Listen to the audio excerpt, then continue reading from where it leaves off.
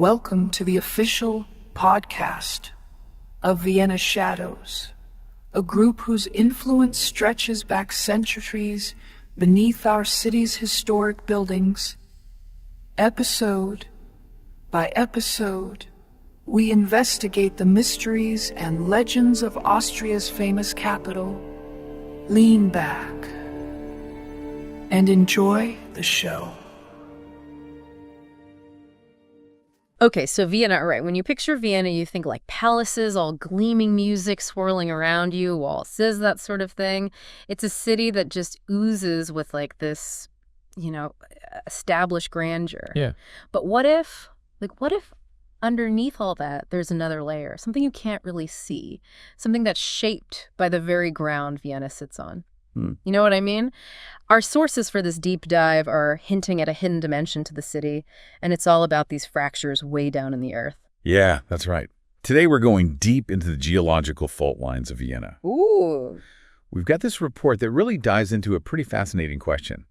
Could these underground zones, the ones with all that potential energy and instability, could they actually be connected to Vienna's history? Whoa. And not just its history, maybe its mysteries too, and maybe even its reputation for the paranormal. So that's our quest today, right? Exactly. To figure out if these fault lines, like the report suggests, have actually left their mark on Vienna, on its culture, its history, and those kind of spooky stories you hear about. I think we need to start, by looking at Vienna's geological underbelly. Okay, let's begin. All right, so first we need to get a sense of the geology here, get the lay of the land, so to speak, but underground. Right. So our sources talk about this thing called the Vienna Basin. It's relatively young, geologically speaking. It's basically an area where the Earth's crust sank and over a long period of time filled up with sediment. Okay. But what makes it really interesting is where it is. It's like the meeting point for three huge European geological features. You've got the Alps, the Carpathians, and then the massive Pannonian Plain. So it's a real crossroads geologically. Absolutely. But it's not just sitting still down there, is it? It's still moving, right? Exactly right. It's what we call an active fault system. There's still movement happening all the time. And one of the major players in all this is the Vienna Basin transfer fault system. It's a big one, like a major crack running east to west. Yeah. But it's not just one crack.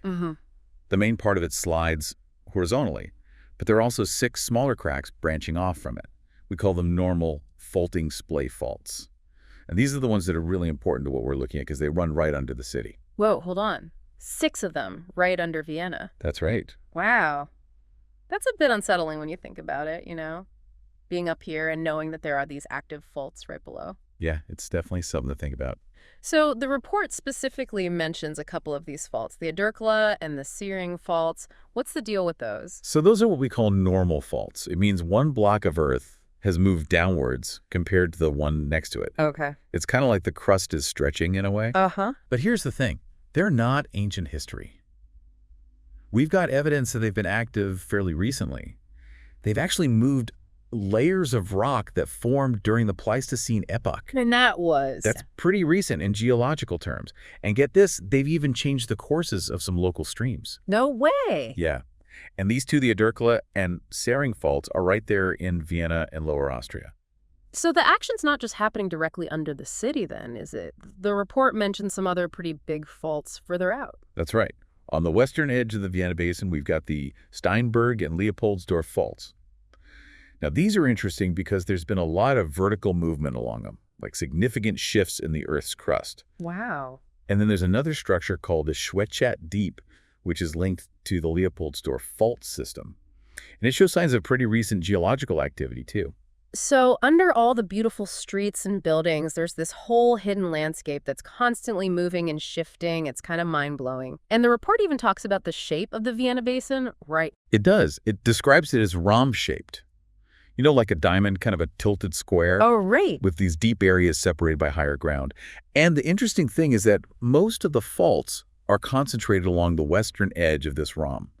Plus, the Vienna Basin is right on top of this huge zone of folded and fractured rocks called the Alpine Fold and Thrust Belt. Adding another layer of complexity to the whole thing. Exactly. It's all connected. Okay, so let's take a step back for a minute. What actually created all of this? I mean, why is Vienna sitting on top of this really active zone? Well, it all comes down to plate tectonics. those massive forces that shape our planet, the incredible Austrian landscape, those magnificent Alps, are basically the result of the African tectonic plate colliding with the European plate. Right. And those forces, those huge forces, they extend eastward, and that's what affects basins like the Vienna Basin. Oh. So specifically, the Vienna Basin was formed as what we call a pull-apart basin. Imagine you've got two pieces of dough next to each other, and you pull them apart gently, but also slide them past each other at the same time. Okay. The space between them stretches and thins out, creating a dip. Right. That's a very simplified way of thinking about how this basin formed, along this major fault system where the Earth's crust was sliding sideways. Oh, I see. And the eastward movement of these large pieces of crust into the Pannonian Basin, that's also played a big role in shaping these fault systems. And the thing is, this wasn't a one-time event. The Vienna Basin's fault system, it's been developing over millions of years. There were multiple phases of tectonic activity, and that's what's created the complex network of faults we see today. So all this movement underground, it's had some pretty noticeable effects, hasn't it? Absolutely. We're talking about earthquakes. Exactly. Seismic activity, that's the most obvious sign that these geological forces are still at work. We know that the Vienna Basin fault system is seismically active. And we've got historical records that document some pretty big earthquakes. Like, Well, the report highlights the Neulenbach earthquake, which happened in 1590. It was a strong one, estimated to have been about magnitude 6. wow. And there's evidence of an even earlier earthquake in Carnuntum back in the 4th century. That 1590 earthquake sounds like it was a big one. The source gives some pretty specific details, doesn't it? It does. It says that the estimated magnitude was about 6.06, although there's always a bit of uncertainty with these historical estimates. Sure. But it definitely caused a lot of damage in Vienna, even though the epicenter, the point where the shaking originated, it was actually about 30 to 40 kilometers west of the city near Neulenbach. Oh, wow. And the interesting thing is that this earthquake originated on what we call a thrust fault, which is part of the broader Vienna transform fault zone. I see. And what this tells us is that while Austria is considered to be in a moderate seismic zone, the Vienna Basin is definitely one of the more active areas. And there was another notable earthquake in 1927 in Schwadorf, southeast of Vienna. It caused some pretty strong shaking, too. Intensity 8 on the scale that we use to measure the effects of earthquakes. Okay, so there's definitely a history of earthquakes in the region. And this Vienna Basin Transfer Fault System, this VBTFS, it's driving all this activity, isn't it? It is. It's the most active fault system in this whole area of Europe. We're talking about the Eastern Alps, the Western Carpathians, and the Pannonian Basin. Oh, wow. But here's something really fascinating that the report points out. Some of the faults in the Vienna Basin have a recorded history of earthquakes, both from the past and more recently. But there are others that branch off from the VBTF that we know have moved in relatively recent times, geologically speaking, but we don't have any documented earthquakes associated with Oh, them. really? So there could be potential hazards that we don't even know about? Exactly. It suggests that the earthquake risk in the region could be higher than we think if we just look at historical records. There could be these hidden seismic risks lurking under the surface. Right. And this is what's led some experts to issue warnings about a possible strong earthquake in the Vienna region sometime in the future. They're talking about magnitudes of 6.0 to even 7.0. Oh, my gosh. Now, the estimated time between these really large earthquakes is long, something like 20,000 years, Right. but it's still something to consider. Okay, so let me just recap some key takeaways for our listeners. So the Vienna Basin, it's at a major geological intersection, and it's unstable. And there's a real possibility of hidden dangers because some faults are active but haven't caused any recorded earthquakes. Then we've got that big earthquake in 1590, which caused a lot of damage.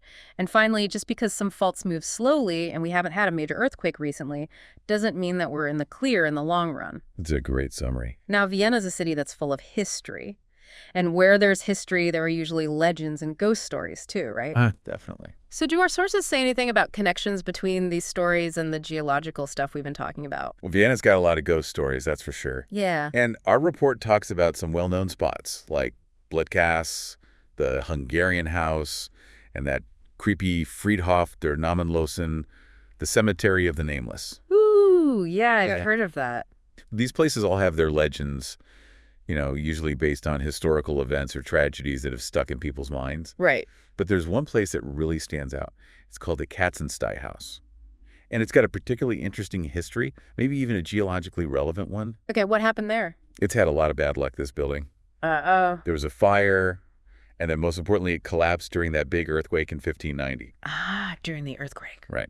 And it's also connected to this persistent legend of a ghost cat. People say it brings bad luck. Yeah. And what's really interesting is that paranormal investigators have reported unusual electromagnetic field readings in the basement of the Katzenstein house. Serious? Yeah. And there's no obvious electrical sources down there to explain it. Wow, that's really creepy, especially with the connection to the earthquake.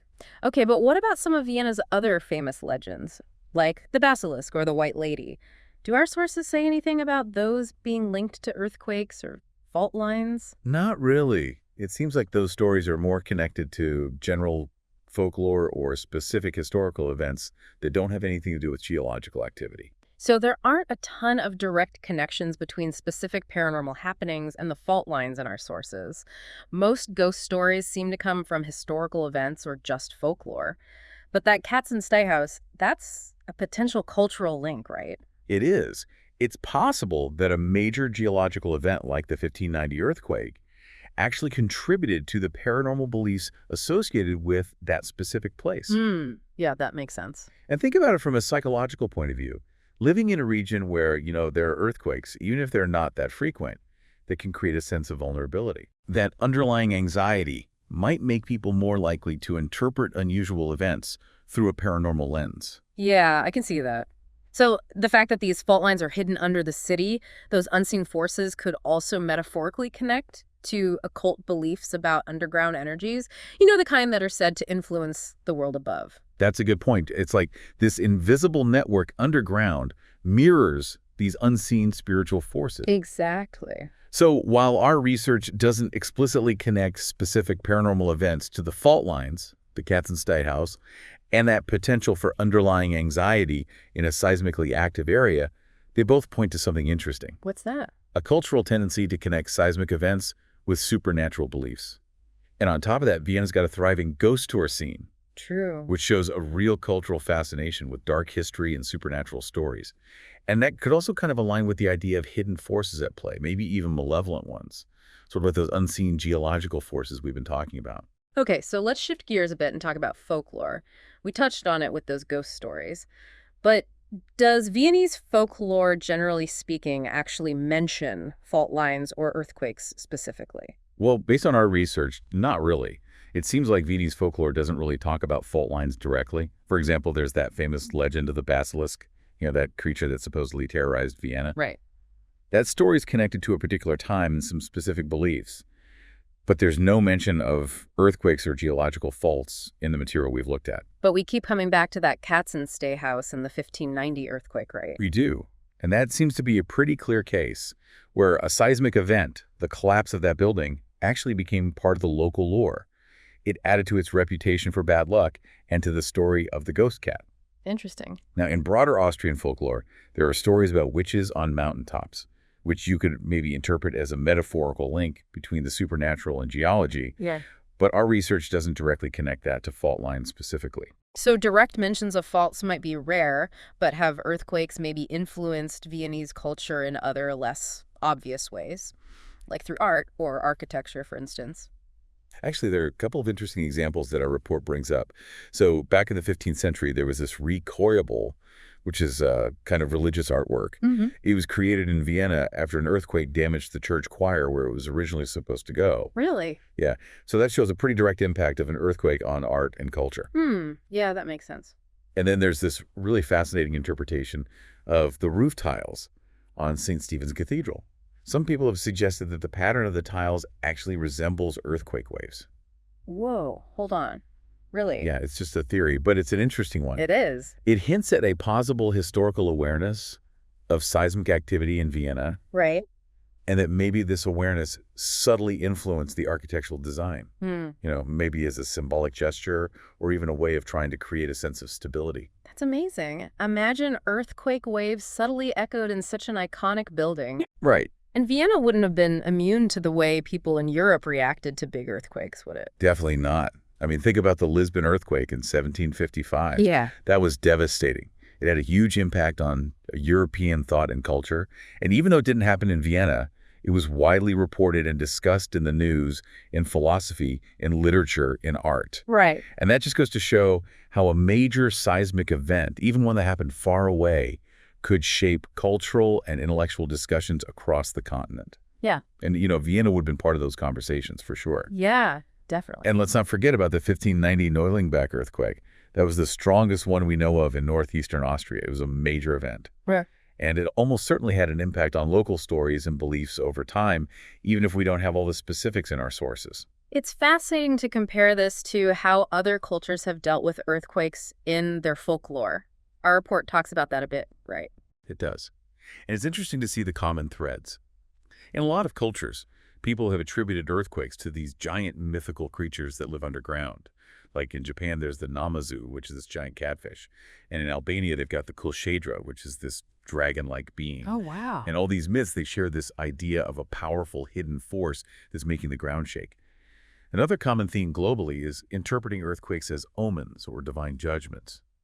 And that's an idea that would have definitely resonated in Vienna, especially in earlier times when people often saw natural events through a religious lens. So basically, even though our research doesn't show a ton of Viennese folklore that directly talks about fault lines, that Katzenstey House incident, and that possible symbolism in St. Stephen's Cathedral, they showed there was a historical awareness of earthquakes.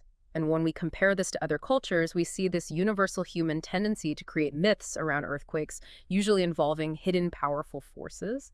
So even without specific Viennese earthquake monster legends, the idea of these hidden forces under the city, like the fault lines, it could definitely fit in with existing occult and mysterious themes. Absolutely.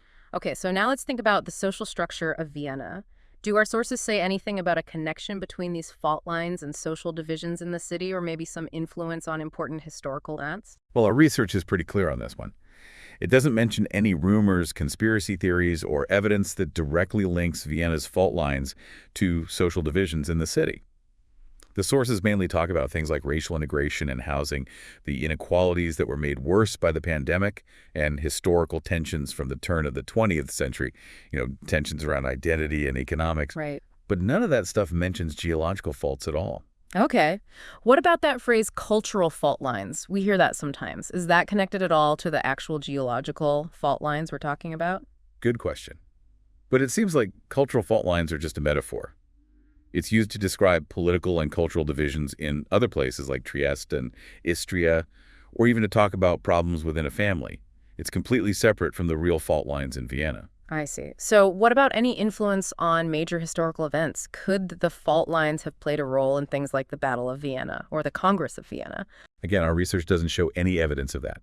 Huge historical events like the Battle of Vienna, those were driven by geopolitics and military strategy. And the Congress of Vienna, that was all about political negotiations and redrawing the map of Europe. Even the 1590 earthquake, which was a big deal, it's not connected in our sources to any direct influence on social divisions or major political events. I mean, other than the immediate physical impact, of course. So any connection between these fault lines and social divisions or major historical events in Vienna would be totally speculative based on our research. No secret geological forces changing the course of empires, it seems. That's what it looks like. Okay, so let's turn our attention to art and literature. How might Viennese artists and writers have dealt with these ideas of hidden forces and instability, even if they weren't directly depicting fault lines? Well, like we talked about earlier, that possible interpretation of St. Stephen's Cathedral's roof as reflecting earthquake waves that could be seen as a kind of artistic or architectural awareness of seismic activity. Right. And then there's the Vienna Secession art movement. They were all about modernism and often explored those underlying anxieties in society. Yeah. So they might have indirectly engaged with themes of instability or hidden forces that could be conceptually linked to fault lines, even if our sources don't give specific examples. And fin de siècle Vienna, that was a really interesting time, right? So much change and upheaval. It seems like that would be a perfect setting for exploring these kinds of themes. Oh, absolutely. It was a time of huge social and political change, but also incredible creativity in art and thought. People describe that era as a cheerful apocalypse and Vienna as an experimental ground for the end of the world. Wow. I mean, that captures the feeling perfectly, doesn't it? There was this sense of unease and anticipation of change, and that could definitely be compared to the idea of hidden geological forces and the potential for sudden upheaval. Plus, Vienna's Natural History Museum has a massive collection of geological specimens. So there's definitely an institutional awareness of these things, which could have inspired artists. And even today, we've got contemporary art projects that deal with geological themes, Right. like Anthropocene Austria or Stones Like Us. So artists are exploring these connections, and that could easily extend to the specific geological context of Vienna. The report also mentions Karl Schorsky's work on fin de siècle Vienna. Where does his perspective fit into all this? So Karl Schorsky wrote this really important book called Fin de siècle Vienna, Politics and Culture. Right. And he looks at the crisis of political liberalism and the breakdown of society during that time and how modern art and thought emerged as responses to that instability. Fascinating. He doesn't specifically talk about fault lines, but his analysis of social tensions and the feeling of impending change, it can definitely be linked metaphorically to the idea of geological fault lines, representing those hidden pressures and potential ruptures. And of course, we can't forget about Sigmund Freud. He developed his groundbreaking theory of the unconscious mind in Vienna during that same period. And his famous iceberg analogy, it's a really compelling parallel to the idea of these hidden underground forces that have a huge influence on the world above. Wow, that's a great connection. So symbolically, how could we interpret these fault lines in Viennese art and literature? Well, on a symbolic level, fault lines in Vienna could represent that inherent instability that's lurking beneath the surface of this city. A city with such a long and complicated history, it reflects times of political turmoil or the decline of empires. And because they're hidden, they could symbolize secrets, things that have been repressed in history, or unseen forces that are shaping destiny. And that definitely aligns with occult themes of hidden knowledge and influence. Interesting. Earthquakes themselves could symbolize sudden dramatic change or those big turning points in history. And then the term fault line itself, that's a powerful metaphor for the social divisions that have always existed in Vienna. Right. And the geological instability of the Vienna Basin, it mirrors the broader social and political instability of periods like fin de siècle Vienna. Those hidden geological forces, they could also symbolize unseen influences, like occult beliefs or the workings of power structures behind the scenes. And the tension that builds up along a fault line before an earthquake that could represent the buildup of social or political pressure that eventually leads to major events. So the anxiety and all the upheaval of fin de siècle Vienna, that really lays the groundwork for these metaphorical connections. And that potential architectural representation in St. Stephen's Cathedral shows a historical awareness. And then Freud's concept of the unconscious, that's a great parallel to the idea of hidden geological forces. Okay, let's go even deeper into the symbolism of this instability. What's the bigger symbolic weight that Vienna's fault lines might carry? So as we've touched on already, they can represent that inherent instability under the surface of this seemingly stable city. It's a city with this rich history. This can reflect political upheaval, social unrest, or the slow decline of empires. And because they're hidden, they inherently symbolize secrets, things that have been repressed in history, or those unseen forces that are quietly shaping destiny. And this really connects with occult themes of hidden knowledge and influence. Then you've got earthquakes, which become powerful symbols of sudden change destruction of these pivotal moments of disruption in history. And the term fault line itself is a great metaphor for the social, political, and cultural divisions that exist in Vienna, both past and present. The underlying geological instability of the Vienna Basin that can be seen as a reflection of the social and political instability that marked times like the fin de siècle. Those hidden forces, those fault lines, they can symbolize unseen influences like occult beliefs or the machinations of power structures. And the tension that builds up along a fault line before an earthquake, they can represent the buildup of social or political pressure that eventually leads to major events. It sounds like Vienna's fault lines offer this really powerful symbol of instability, hidden forces, and the potential for sudden change. There's this contrast between that outward appearance of grandeur and those deeper, more volatile realities underneath. And that definitely connects with those occult ideas about uncovering hidden truths. And then the raw power of an earthquake that becomes a symbol of transformation, the kind that comes from those often unseen pressures building up over time. This feels like fertile ground for creative projects. What kind of stories could come out of this intersection of geology and the unknown? Oh, the possibilities are really exciting. Imagine a secret society in Vienna. They believe they can harness power from the energy that they sense coming from the fault lines under the city. Or what about a story where all these seemingly random paranormal events are actually being amplified by increased seismic activity along faults that have been dormant for a long time? You can even explore an alternative history where key events in Vienna were secretly influenced by geological activity, or maybe even by someone manipulating the energy of the fault lines. Those are some great starting points. What other directions could we go in? Well, we could explore the psychological effects of living with the knowledge that these fault lines are there. Maybe it creates a collective anxiety in the people of Vienna, or makes them more likely to believe in the paranormal. Or you could use the fault lines as a direct metaphor for the social divisions in the city. Maybe there's a literal earthquake, or maybe it's a metaphorical one that forces different groups to confront their problems and try to find a solution. There's also the idea of a Viennese artist who becomes obsessed with the patterns and energy of the fault lines. They could start to blur the lines between science, art, and occult interpretations. I love that idea of the artist. What about something a bit more fantastical or supernatural? Oh, for sure. You could have an ancient civilization that built these underground structures along the fault lines. They believed that they were tapping into some powerful earth energies for mystical or ritual purposes. Or maybe those ghost stories in Vienna aren't just random tales. Maybe they're connected to restless spirits whose energy is somehow influenced by those subtle movements along the fault lines beneath their haunted spots. And if you want something more modern and thriller-like, you could have a conspiracy about someone or a group that's trying to weaponize the energy that's believed to be stored within the network of fault lines. These ideas are amazing. They really bring together all the elements we've been talking about. Paranormal activity, the allure of the occult social commentary, and even reimagining historical events through this geological lens. And you mentioned different narrative styles and artistic representations too. Exactly. You could have visual art that maps out that hidden network of fault lines under Vienna and maybe overlays it with data on paranormal activity or historical events. Or you could have interactive installations that simulate those little tremors or explore the metaphorical connections between geological and social fault lines. The tone could be anything you want, from gritty realism to chilling horror to a tense thriller or even a whimsical fantasy. The key is to connect that real geological world with the more mysterious and paranormal world. And you can use the fault lines as both a literal setting and a powerful metaphor. Vienna's history is so rich, it's the perfect backdrop for exploring these kinds of stories, whether you're reimagining the past or looking at the impact of hidden forces on the present. And those fault lines, they offer a great way to explore social issues or the complexities of the human mind. This deep dive has been incredible. It's really eye-opening. So for our listeners, let's sum up all these fascinating threads. Vienna's fault lines are so much more than just lines on a map.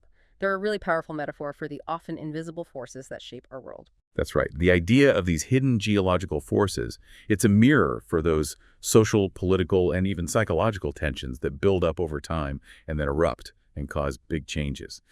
And when we look at this through the lens of Vienna's long and complex history, we get a really unique perspective on the city. And even though our research didn't find a ton of direct connections between the fault lines and specific paranormal events, the fact that people connect the Katzenstein house with that destructive 1590 earthquake, that shows that we humans have this basic need to find connections between big seismic events and the unusual or unexplained. Exactly. And in the end, it's the metaphorical power of these fault lines that really stands out. They represent instability, the presence of hidden forces, and that constant potential for sudden change. And that's a rich and compelling starting point for creative exploration and for understanding those often unseen currents that shape Vienna's story. So exploring Vienna's fault lines gives us this special underground lens to view the city's history, its culture, and even the human condition. It reveals those hidden forces that can unexpectedly shape our world. It really makes you think about those fault lines that might exist in our own lives and in our communities, doesn't it? It does. It makes you wonder what's going on beneath the surface. This concludes today's investigation. If you have any information about anomalies or historical records relating to the Vienna Shadows, contact us through secure channels only. Until next time, stay vigilant. This is the podcast team of Vienna Shadows. Signing off.